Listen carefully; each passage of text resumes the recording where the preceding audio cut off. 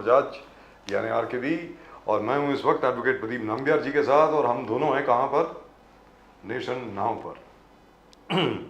Nation now हमेशा आपके साथ। प्रदीप जी। Yes sir. जय हिंद, जय महाराष्ट्र, जय भवानी, जय शिवाजी, वंदे मातरम। वंदे मातरम। आप सब लोगों को जय सिया राम, हर हर महादेव, अस्सलाम वालेकुम, सत श्री अकाल, गुड इवनिंग, चाइनीज में नी हाओ, जापानीज में कोनिचिवा, आगे प्रदीप जी बोलेंगे। Abariyako, Jambo, to our viewers from East Africa and South Africa. माशाल्लाह सर, माशाल्लाह, क्या बात है, क्या बात है सर, जबरदस्त। We greeting people in Swahili as well, and we promise to do, Pradeep ji promises to do a show completely in Swahili. Swahili. Very, very shortly. A huge market in East Africa. Absolutely. So we'll get somebody from Dar es Salaam Yes. talking to you very, very shortly. Dar es Salaam, Zanzibar, Nairobi. All the exotic places Yes, yes. that one read in all the adventure novels that we were reading in schools. And Pradeep ji has lived in all these places. Yes, yes. I envy you, sir. I This intend is to go absolutely amazing. your end to Nairobi, Zanzibar, Dar es Salaam Wow. to find out the historical, the stone city, the trade between the Arabs and the India, Kerala. Wonderful. The trade route of Yes. of the Zamorin ships. Exactly, sir. Fantastic. Wow. Isn't that lovely? Absolutely lovely. तो प्रदीप जी, अब ये तो हो गया कि भाई राहुल जी जो है रायबरेली से खड़े होंगे, किशोरी लाल शर्मा जी अमेठी से खड़े होंगे। Exactly. तो मतलब वो जो हम लोग एक्सपेक्ट कर रहे थे कि स्मृति ईरानी वर्सेस राहुल गांधी, वो तो हुआ नहीं। मतलब एक तरीके से अच्छा ही है कि नहीं हुआ। But Rai Bareli, if he's contesting, it's not going to be so, it's going to have a cyclic effect. Much more around the constituency. It is going to affect at least 5-6 constituencies adjoining Rai Bareli. Because the aura of Rahul Gandhi and the entire Congress aggression where the campaign of Rahul Gandhi is concerned, where Rai Bareli is concerned, so this is going to have a cyclic effect. And this effect, if it really happens, and it hits the BJP, even for 4 to 5 seats where Rai Bareli and around is concerned, then we are looking at something that is, BJP will have to really work a strategy on how to stop this arrest. You mean something that, what happened in 2004, where suddenly out of the blue the Congress won 20 seats. Exactly. In Uttar Pradesh, and they themselves are shocked कि ये कैसे हो गया साहब? Exactly. 20 सीटें आ गई, मतलब.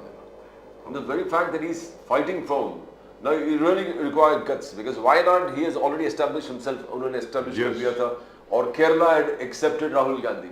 Kerala had accepted Rahul Gandhi, and he had a fantastic campaign where Kerala is concerned. We took on the Chief Minister, Pinarayi Vijayan. He took on and said, why is he not arrested? Is he in tandems with the BJP?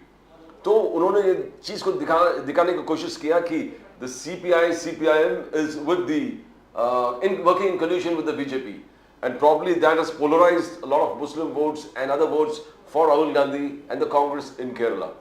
So he might achieve the same result as on 2019. Or maybe 20 out of 20. Yes. One never knows. बिल्कुल sir.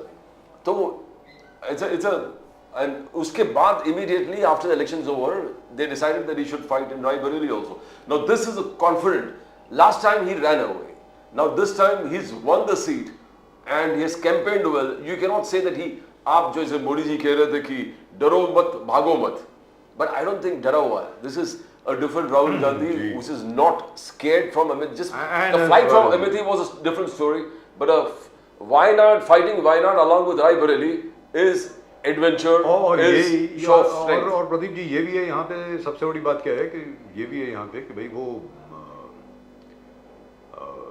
Congress का ये कहना है कि वो सिर्फ अमेठी में उनको स्थगित नहीं रखना चाहते थे, क्योंकि अगर वो अमेठी चले जाते तो स्मृति ईरानी वर्सेस राहुल गांधी, सो वो कुछ ना कुछ उनके खिलाफ आरोप करती, ये करती, तो उनको प्रत्यारोप करना पड़ता या कुछ भी करना पड़ता. So he may have got himself stranded in Amethi for a long time. Right now in Rai Bareli, he does not have to do that much of work. Exactly. Anyway, I don't buy that. But in any event, because even in Rai Bareli, ऐसा तो नहीं है, because the entire BJP machinery will be attacking him in Rai Bareli as well. Yes, बिल्कुल. तो but people are disappointed, let me tell you this very frankly, Congress के जो कार्यकर्ता हैं स्पेशली अमेठी के, वो डिसअपॉइंट हुए हैं। हाँ, हर एक कोई किशोरीलाल शर्मा जी को जानता है, किशोरीलाल शर्मा जी जो है वहाँ पे 1983 से काम कर रहे हैं, तो इंदिरा जी के वक्त से, इनफैक्ट जो पहला इलेक्शन था राजीव गांधी जी का, वो 82 के अंदर इन्होंने मैनेज किया था शायद, किशोरीलाल शर्मा जी ने, और तब से उसके बाद 83 में उन्होंने वहाँ पे अपना घर खरीदा और तभी से वहीं पर हैं, चप्पा चप्पा पहचानते हैं। मतलब जहाँ तक एक एक गांव जो है वहाँ का अमेठी का, पूरी अमेठी कॉन्स्टिट्यूंसी में, उसमें 3 या 4 अलग अलग डिस्ट्रिक्ट हैं, उसके अंदर कोई ऐसा घर नहीं है, कोई ऐसा बंदा नहीं है जो किशोरीलाल शर्मा जी को ना जानता हो। But sir, as we always talk, the general elections is all about the top leaders. It is all about Narendra Modi versus Rahul Gandhi or Akhilesh Yadav. Local candidates, yes, they have their own thing, यार सबको जानते हैं वगैरह है, but the vote उसी पे पड़ने वाला है कि what's in जो राष्ट्रवाद है, राष्ट्रीय सुरक्षा है, these are going to play big factors, and people are generally going to vote for Prime Minister Modi or Rahul Gandhi as an alternative. One of the two, Yes, yes. One of the two, किसी भी तरीके से। और let's go straight across now to our friend from the Bharatiya Janata Party after a long time joining us again, Chandan Goswami साहब इस वक्त हमारे साथ हैं। चंदन गोस्वामी साहब नमस्कार। जय श्री राम। जय सिया राम सर, जय सिया राम, जय सिया राम। और जय कैसे हैं श्री सर? हर हर महादेव, बस। हर हर महादेव। हर महादेव। तो चंदन गोस्वामी साहब, अभी तक 2 फेज जो हैं इलेक्शन के, 2 चरण जो हैं, आपके मुताबिक वो आपके लिए कैसे गए? हमारे लिए बहुत ही अच्छे रहे, पॉजिटिव रहे। भारतीय जनता पार्टी को पूरी सकारात्मकता के साथ में लोगों ने चाह करके वोट दिया है। विपक्ष ने अनेक प्रकार की अफवाहें फैलाना, अनेक प्रकार के अपने अपने संसाधन तरीके से उन्होंने बहुत कुछ मतदाताओं को कंफ्यूज करने की कोशिश की। इसमें इन्होंने विदेशों की भी मदद ली है, सबसे बड़ी बात यह है। और जो ताकतें भारत को कमजोर करना चाहती है उनकी भी मदद ली है। यह एक बहुत ही चिंताजनक बात है कि विपक्ष के पास में मतदाताओं का, देशवासियों का समर्थन नहीं था, इसलिए उन्होंने बाहर की मदद ली है। बहुत लोकतंत्र के लिए बहुत घातक है ये। और मतदाताओं ने बहुत अच्छे से वोट दिया है। थोड़ा वोट का परसेंटेज कहीं कहीं कम हुआ है। भीषण गर्मी है इस समय, लू के थपेड़े से चल रहा है पूरा भारतवर्ष। फिर भी हमने देखा है कि आदरणीय प्रधानमंत्री जी, आदरणीय गृह मंत्री जी, वह हमारे यहाँ देवेंद्र फडणवीस जी और सभी बड़े नेताओं के इसमें पूरी तरह से लोगों का बहुत आकर्षण है, बहुत भीड़ जुट रही है और मतदाता स्वयं फुर्ती से वहां आ रहे हैं और उनके जो आने वाले जो भारत है, जो स्वर्णिम भारत है, उसके पूरी तरह से वह वहां पर में प्लानिंग सुन रहे हैं। इस प्रकार से मतदाताओं का बहुत अच्छा हमें यहाँ पर में मिला है। लेकिन आपने अभी भी कहा कि विदेशियों की मदद ली है विपक्ष ने, यानी इंडिया अलायंस ने आपके मुताबिक, तो अगर ऐसा है तो वो एक्सपोज क्यों नहीं हुआ सर अभी तक? उसको तो एक्सपोज करके इनको जेल में डालिए। अगर ऐसा ये कर रहे हैं तो ये तो घातक चीज है। मतलब ये देखिए सोशल मीडिया के थ्रू कर रहे हैं। जी सर, सोशल मीडिया के थ्रू कर रहे हैं, विदेशियों के बयान आ रहे हैं, ट्विटर के थ्रू कर रहे हैं, ये अलग अलग माध्यमों से ये कर रहे हैं। और अभी क्या वो उसकी जहां पर भी कंप्लेंट करने की होती है चुनाव आयोग को, वहां पर भी बराबर किया जाता है उसे, और वह चुनाव आयोग का काम है जी। गोस्वामी साहब, ये हाथ बदलेगा हालात, नागपुर द फर्स्ट फेज में इलेक्शंस हुआ, क्या यह हाथ का कुछ प्रभाव हो गया? हाथ बदलेगा हालात, 7 pillars of justice, Rahul Gandhi 25 guarantee लेकर, Rahul Gandhi Congress manifesto, unbeatable every, तो क्या यह प्रभाव पड़ा है राहुल गांधी का? हाथ बदलेगा हालात कैसे हुआ नागपुर? और अलग देखिए, राहुल गांधी का पूरे देश में क्या यह सम्मान है, किस प्रकार उन्हें पुकारा जाता है, यह आपसे भी छुपा नहीं है, हमारे से भी छुपा नहीं है। अगर वो 25 प्रकार की गारंटी लेकर के जा रहे तो इसका मतलब वो एक्सेप्ट कर रहे हैं कि पिछले 70 सालों से उनके कांग्रेस का जो सरकार थी उन्होंने वो किया नहीं, नीचे तक उसको पहुंचाया नहीं है, सब भ्रष्टाचार की बलि चढ़ा दी गई है। क्योंकि उनके पिताजी ने ही बोला था कि 1 रुपया हम भेजते हैं 15 रुपया यहाँ पहुंचता है। राहुल गांधी ने पहले उसका लोगों को जवाब देना चाहिए कि हमने 70 सालों में किस प्रकार भ्रष्टाचार को बढ़ावा दिया है, किस प्रकार हमारे मंत्री और हमारे नेता किस प्रकार विदेशों में, देश विदेशों में पले बढ़े, और हमने अपना किस प्रकार विदेशी संस्थाओं को बढ़ावा दिया है, और किस प्रकार हमने खुद ने, हमारे परिवार ने किसी एक मीडिया पत्र पेपर के माध्यम से वो अन्य संसाधनों से भ्रष्टाचार किया है। यह कोई हाथ में बदलेगा नहीं। प्रधानमंत्री जी का और भारतीय जनता पार्टी का कमल ही खिलेगा नागपुर में और पूरे देश में। सर वो तो फोरगॉन कंक्लूजन है, उसके अंदर तो कोई डिबेट नहीं है वैसे अभी, जहाँ तक ये तो हम लोग बहुत पहले से कर रहे हैं, 1.5 साल से तो हम ही कह रहे हैं, बल्कि उससे भी पहले से, कि भारतीय जनता पार्टी की सरकार वापस बन रही है, उसमें कोई दो राय नहीं है। मोदी जी तीसरी बार third consecutive time prime minister बन रहे हैं। He will equal the record of Pandit Jawaharlal Nehru. बस उसमें डिबेट इतनी है कि कितनी सीटें आएंगी, डिबेट इस बात की है और डिबेट इस बात की है कि इंडिया अलायंस की सीटें बढ़ेंगी या नहीं बढ़ेंगी। जैसे कांग्रेस की 53 सीटें आई, अभी सिर्फ 52 रह गई, 1 सीट शायद चली गई उनकी। तो आपको लगता है कि कांग्रेस की 52 से 60, 70, 100 के करीब होंगी या 50 से भी नीचे आ जाएंगी? गोस्वामी साहब देखिए, एनडीए आघाड़ी में कुछ भी हो सकता है, लेकिन कांग्रेस एक मिनी बस की ही रहेगी, मुझे ऐसा लगता है। ज्यादा से ज्यादा 40-44 सीटें आपके भी सब टीवी माध्यमों में दिया जा रहा है और सर्वे में भी इसी प्रकार का आया है 40-45 बस। कांग्रेस की कोई अभी क्रेडिबिलिटी नहीं है सर, मेन बात ये क्रेडिबिलिटी नहीं है, क्योंकि कांग्रेस खंड खंड हो चुकी है। अभी देखिए, महाराष्ट्र में राष्ट्रवादी कांग्रेस, किसी जमाने में शरद पवार कांग्रेस में थे, ममता बनर्जी कांग्रेस में थी, हरियाणा के कई घटक है जो कांग्रेस में थे, वो खंड खंड हो चुकी है कांग्रेस। राजस्थान में अब उनकी क्रेडिबिलिटी आपने देख ली और आपको पता भी पड़ रहा है कि वहां पर किस प्रकार कांग्रेस के लोगों को खदेड़ा जा रहा है वहां पर में वापस। सर वो सर वैसे चंदन गोस्वामी साहब, वैसे वीडियो तो बीजेपी के बारे में भी आ रहे हैं कि बीजेपी के गाजियाबाद के जो कैंडिडेट हैं उसके ऊपर पत्थर मारे गए, उसके बाद मुरादाबाद में जो आपके लोग थे उनको भगाया गया। सर उसके ऊपर तो ज्यादा विश्वास नहीं करना चाहिए, लेकिन जहां तक राजस्थान का प्रश्न है, राजस्थान में असेंबली इलेक्शन में सिर्फ 1.6% का डिफरेंस रह गया था कांग्रेस और आपके बीच में। आपका वोट शेयर 1.6% ज्यादा है, भले आप सीटें ज्यादा जीते हों। तो मुझे नहीं लगता कि उसके ऊपर हमें कुछ ज़्यादा तवज्जो देनी चाहिए। मेरा आपसे कुछ और कहना है, मेरा आपसे कुछ और ये कहना है सर कि आप जीत चुके हैं, लेट्स बी वेरी क्लियर। इसमें मैं ये मान करके नहीं चलता। लोग कहते हैं कि अभी पता नहीं क्या आएगा, कौन सी हवा आएगी। कौन सी हवा आएगी यार, क्या बात कर रही है? हिंदुस्तान है, हिंदुस्तान में हवा 1 साल पहले मालूम पड़ जाती है कहाँ पर आने वाली है। और श्री राम के सामने कौन सी हवा टिकेगी? मैं तो हर एक से ही पूछता हूँ, ठीक है साहब। भले मुझे हर एक को ये बोले ये खाकी चड्डी वाला ये वो है, और हर एक को फिर मैं रिमाइंड करता हूँ यार अब तो चड्डी से हम लोग पतलून पे आ गए, अब तो पैंट और पैंट खाकी पैंट हो गई ना, अब तो वो तो बोला करो।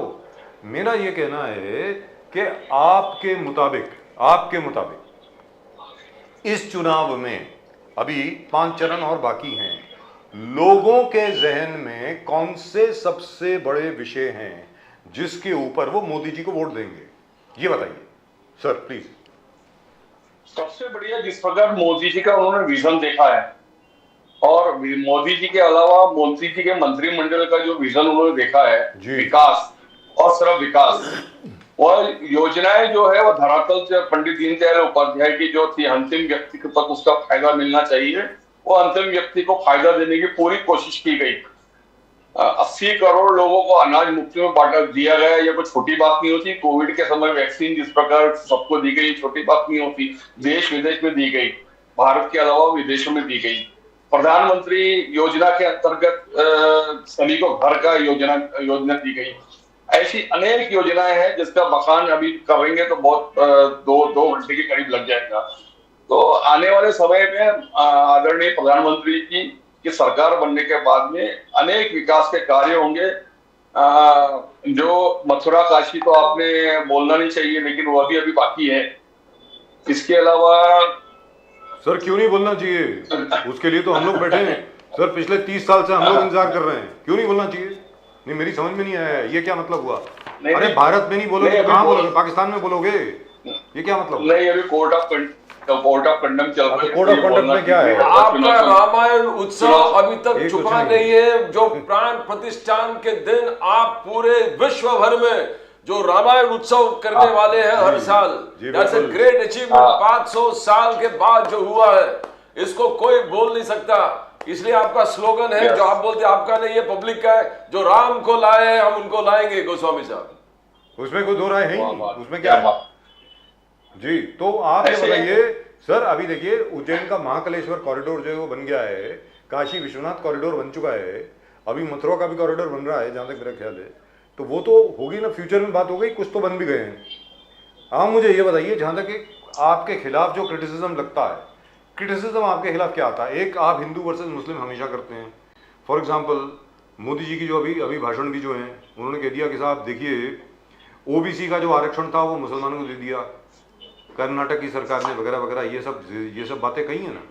लेकिन आपकी भी सरकार ने उस आरक्षण को खत्म करने की कोशिश की, सुप्रीम कोर्ट ने रोक दिया।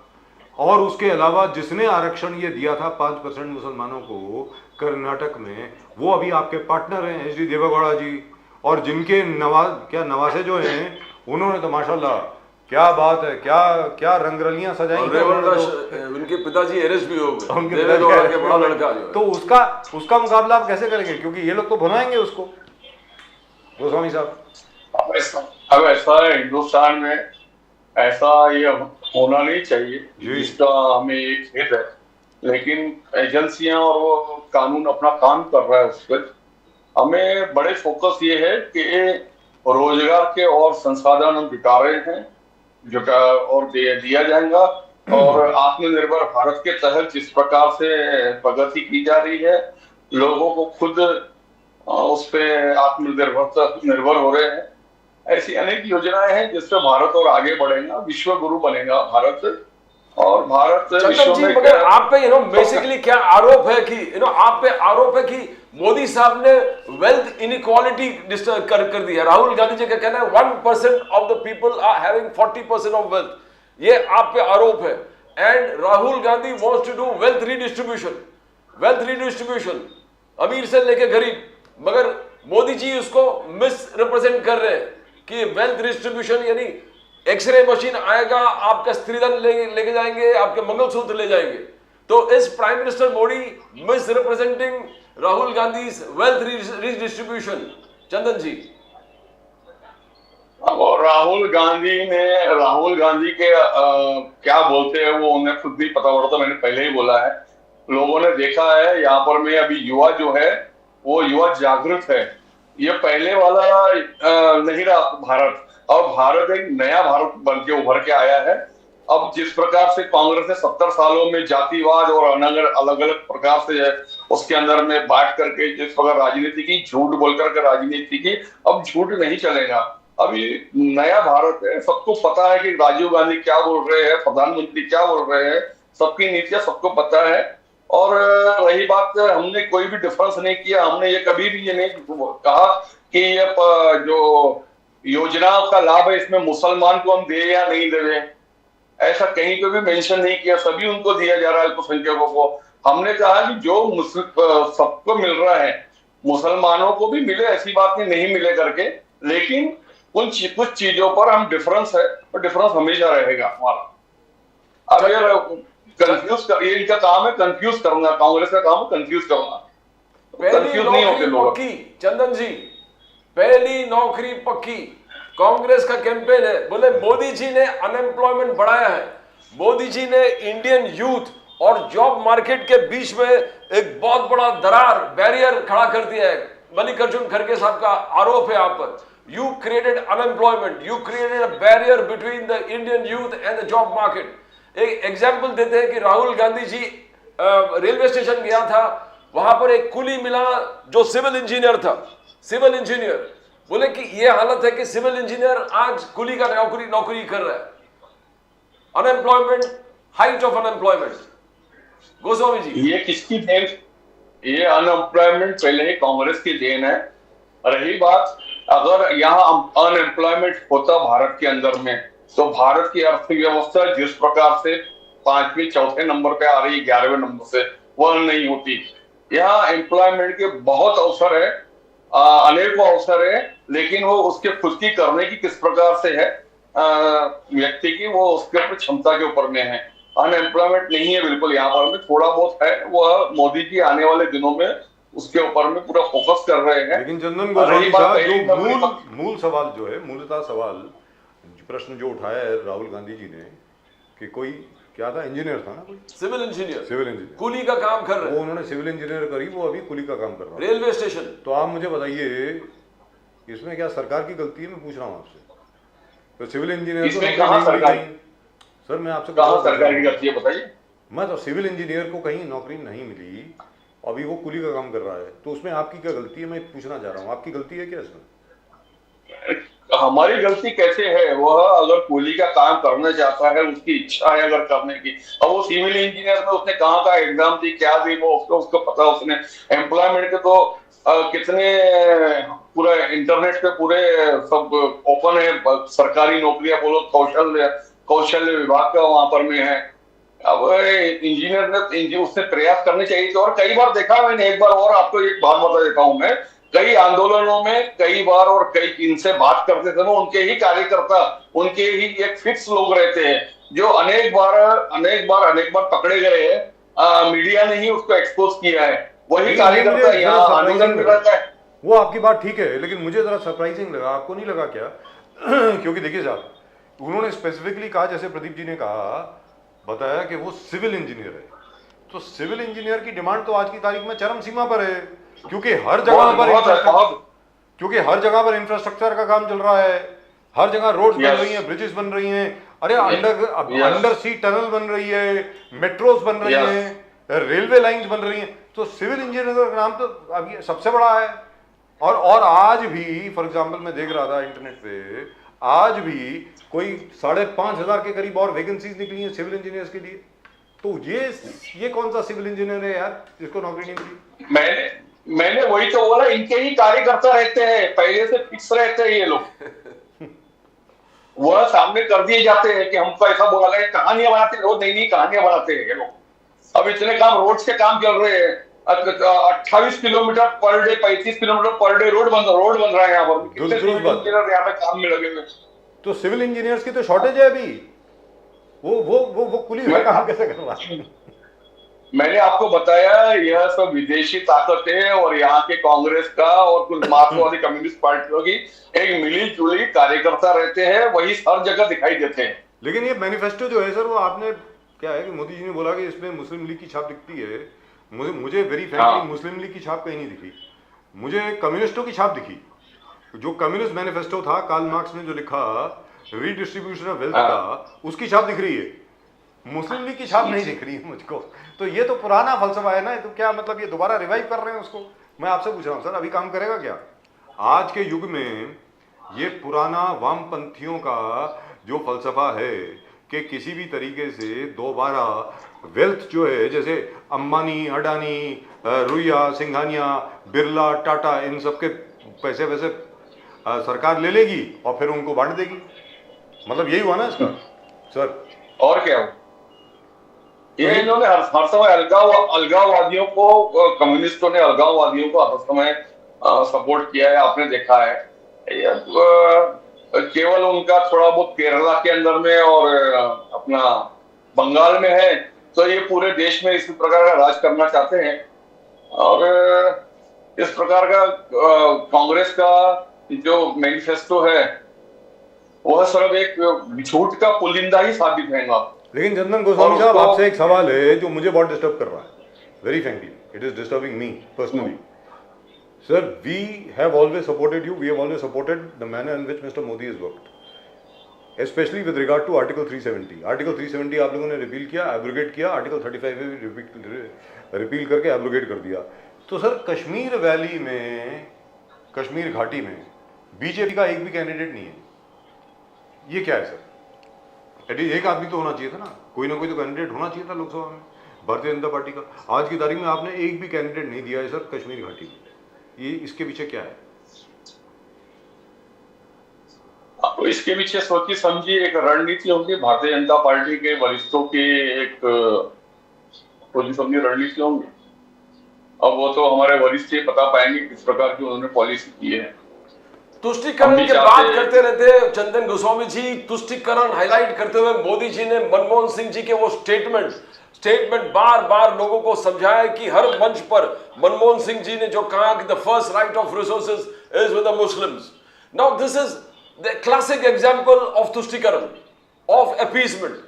तो do you think that Congress आज भी वही छाप है, मुस्लिम लीग जो बार बार जैसा भी बोल रहे मुस्लिम लीग का छाप है, मनमोहन सिंह जी का स्पीच क्या वो हाईलाइट कर रहा है इन अ बिग वे तुष्टिकरण? हमेशा से तुष्टिकरण, कांग्रेस ने तुष्टिकरण किया ही है हमेशा, और झूठ बोलो और फूट डालो इस प्रकार राजनीति की है उन्होंने। तो ये तो पुराना ही फलसफा है उनका। और लोगों ने, मैंने पहले बोला कि इस समय युवा जागृत हो चुका है, इंटरनेट का जमाना है, सोशल मीडिया का जमाना है, और जो समझदार है वो सब समझते हैं, मतदाता बहुत समझते हैं। खास करके जब वोटिंग करने जाता है ना तो व्यक्ति को उसको बहुत ही बातें याद आती है और फिर उस प्रकार से वह वोट करता है। कांग्रेस इस प्रकार से कई फलसफे पहले भी दे चुकी है और हमने उसके एक्सपोज भी किया है। लेकिन सर चंदन गोस्वामी साहब, इस बार क्या हुआ है, पहले 2 चरण में आपको लग रहा होगा कि आपने बड़ा अच्छा परफॉर्मेंस दिया है। पहले 2 चरण में ये कहा जा रहा है कि भारतीय जनता पार्टी के सपोर्टर बाहर निकले नहीं है, ये कहा जा रहा है, ये रिपोर्ट आई है। हो सकता है कि आपको तकलीफ हो, और इसलिए 3rd फेज में जो इलेक्शन होने वाले हैं वहां पर आप ही को मालूम होगा सर कि जितने आपके बूथ इंचार्ज हैं उन सब लोगों को क्या हिदायत दी है, मुझसे ज़्यादा अच्छी तरह आप जानते हैं। तो फर्स्ट 2 फेजेस में बीजेपी के सपोर्टर निकले नहीं है सर, मैं फिर आपको बोल रहा हूँ, बताएं। और तो 4 जून को पता पड़ेगा राजू।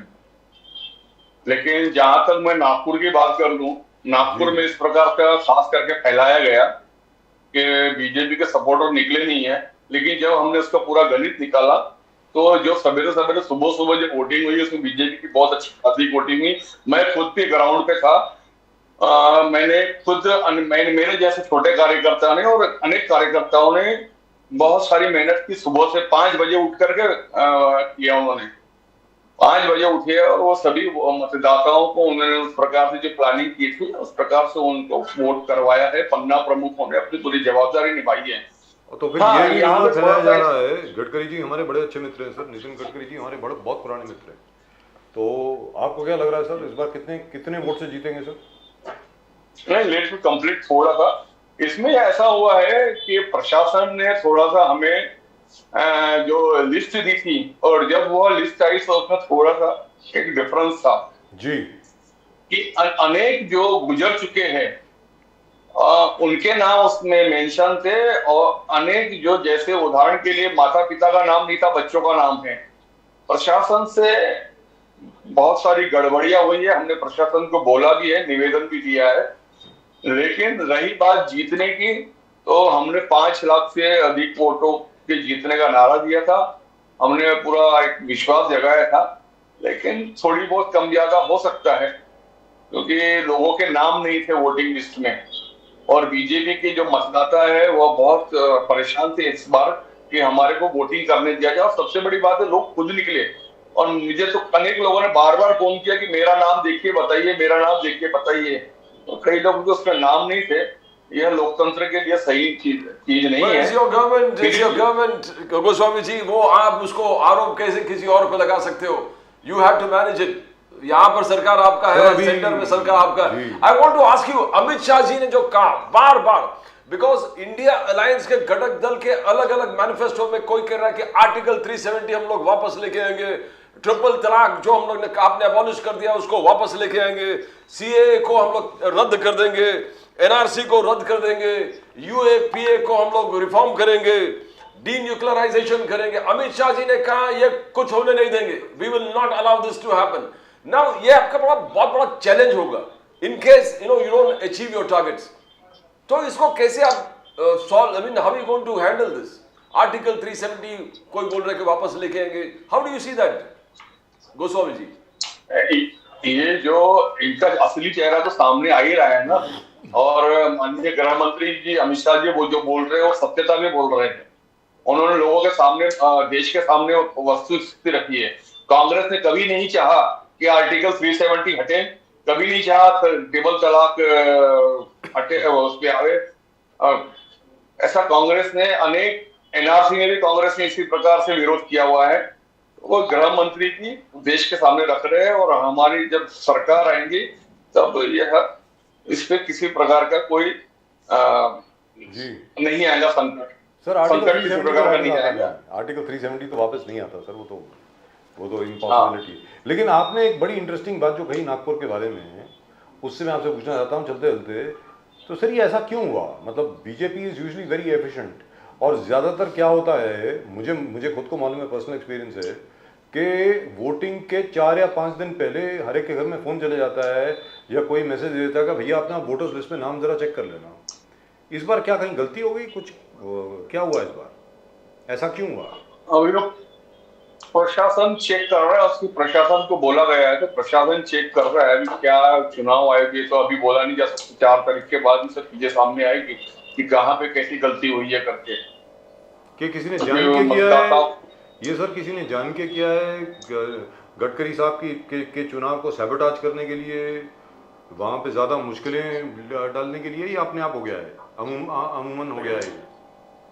ये तो सब जांच का विषय है। प्रशासन इस पे कदम उठाएगा और प्रशासन इस पे थोड़ा पॉजिटिव भी है क्योंकि लोगों को वोट नहीं करने दिया गया कहीं कहीं पे। Because I am very disturbed at this. Because I am very this is very disturbing.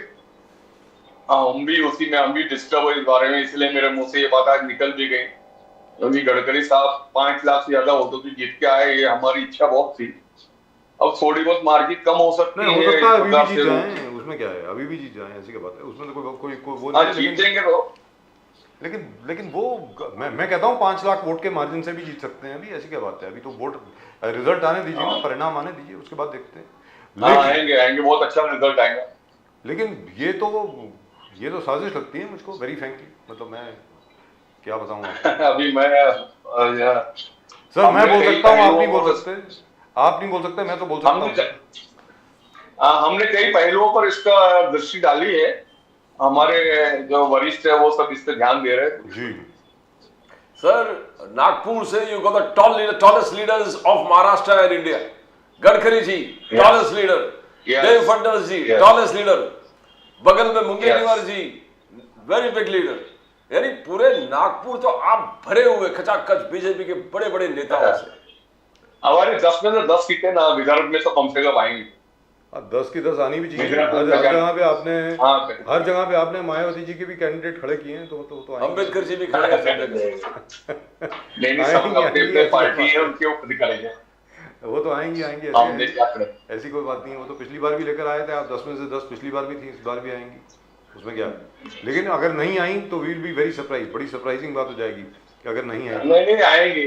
हमारे जो नेता है आदरणीय नितिन गडकरी जी, मुख्यमंत्री जी एकनाथ शिंदे, अजीत पवार, देवेंद्र फडणवीस जी, हमारे जो उप मुख्यमंत्री हमारे नेता है बावनकुळे साहब, बहुत ही अच्छी इनकी क्रेडिबिलिटी है, मतदाताओं में इनकी बहुत सम्मान है और उनके बोलने के ऊपर में यहाँ के लोग विश्वास करते हैं। तो अभी गडकरी जी की तबीयत कैसी है? बीच में वो बेहोश हो गए थे परभनी में बोलते बोलते एक सभा में। हाँ, वो थोड़ा सा उसी समय ठीक हो गए थे तुरंत में जी, 15-20 मिनट के बाद सभा में भी गए थे जी। शरीर है थोड़ा बहुत कम ज्यादा होते रहता है जी, दुरुस्त बात। यहाँ प्रधानमंत्री की 2-3 सभाएं हुई, 2 सभाएं बहुत अच्छी हुई। चंद्रपुर में, रामटेक के कामठी में सभा अच्छी हुई जी, वर्धा में सभा हुई, बहुत ही करीब 2 से 3 लाख 2.5 लाख पब्लिक थी उस समय। और चंद्रपुर में पहले कभी कोई प्रधानमंत्री आया है क्या मोदी जी के अलावा? मुझे याद नहीं आता कोई आया क्या पहले मोदी जी के अलावा? कोई और प्रधानमंत्री नहीं आया शायद चंद्रपुर में, कोई नहीं आया सभा के लिए नहीं है, सभा के लिए नहीं है। मैं वही बात कर रहा हूँ, मतलब जी इलेक्शन रैली कभी किसी प्राइम मिनिस्टर ने नहीं करी है वहां पे चंद्रपुर में। ताड़ोबा वगैरह है वहां पर पास व्याघ्र प्रकल्प जी, वहां पे घूमने फिरने आए थे शायद राजीव। सर वो तो अलग बात हो गई ना, वो जो ताड़ोबा का जो टाइगर रिजर्व है वो तो अलग बात हो गई। मैं कहता हूँ कि किसी ने आज तक कभी सभा नहीं ली है वहां पे किसी प्रधानमंत्री ने। नहीं सभा नहीं ली है मोदी जी इज द इसका फर्स्ट। आप ये देखिए कितनी माइक्रो प्लानिंग की है भारतीय जनता पार्टी और प्रधानमंत्री जी ने जी उसी से समझ में आता है कि जहाँ आज तक जो प्रधानमंत्री ने सभा नहीं ली वहां पर भी मोदी जी ने सभा ली, सिर्फ प्रधानमंत्री ने नहीं ली सभा। दुरुस्त बात। आज तक कभी किसी प्रधानमंत्री ने 1952 के बाद, मतलब जब से इलेक्शन शुरू हुए हैं तब से किसी प्रधानमंत्री ने चंद्रपुर में कभी सभा नहीं ली, आज तक कभी नहीं हुआ। ये I think this is the second और third time and second time and both times it has been mister Modi, not anybody else. Right, thank you so much sir, all the very best to you. We hope for some good news on 4th of June। अगर अच्छी खबर आई या कुछ भी आया, मैं उम्मीद करता हूँ मिठाई भेजेंगे आप लोग। Thank you so much sir, नमस्कार। बहुत दिनों बाद आप आए गोस्वामी जी, बहुत दिनों बाद। क्या करूं, मैं भी थोड़ा सा चुनाव में बिजी था, अब जवाबदारी निभाना रहता है ग्राउंड लेवल पे, इसलिए थोड़ा सा। चलिए sir, thank you so much, god bless you and जय all the Shri very Ram. Best. नमस्कार सर, जय श्री राम, हर हर महादेव। जय श्री राम, हर हर Mahadev. But this is very disturbing, isn't it, Pradeep ji? I mean, this is the first time I have heard the BJP complaining about the fact that the BJP supporters' names are not on the voters list. Is that an excuse? Nagpur गढ़ है, फडणवीस जी वहां से है, मुंगेटीवार वहां से है, RSS का headquarter गढ़ है, नितिन गडकरी जी वहां से है, और आप कंप्लेन कैसे कर सकते? सर, RSS के हेडक्वार्टर्स में लाखों नाम मिसिंग है वोटर्स लिस्ट में। मतलब क्या भूमिका बनाई जा रही है कि नितिन गडकरी जी हारने वाले वहां से? कहीं ऐसा तो नहीं है? पता कोई, god knows. Anyway, let's go, let's ask our friend.